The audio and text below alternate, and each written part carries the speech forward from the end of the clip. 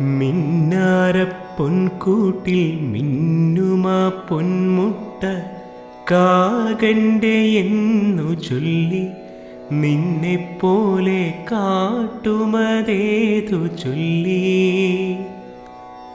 നേരു പറഞ്ഞിട്ടും നെഞ്ചു തുറന്നിട്ടും കൂട്ടരും കൈവെടിഞ്ഞു.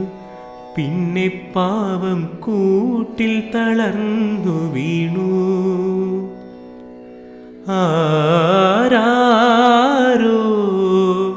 ദൂരത്താരോ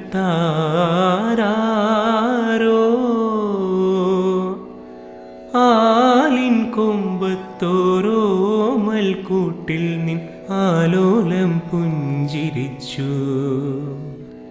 കള്ളിപ്പൂങ്കുയിലെ കന്നിത്തേൻമൊഴിയെ കാതിൽ മെല്ലെ ചൊല്ലി.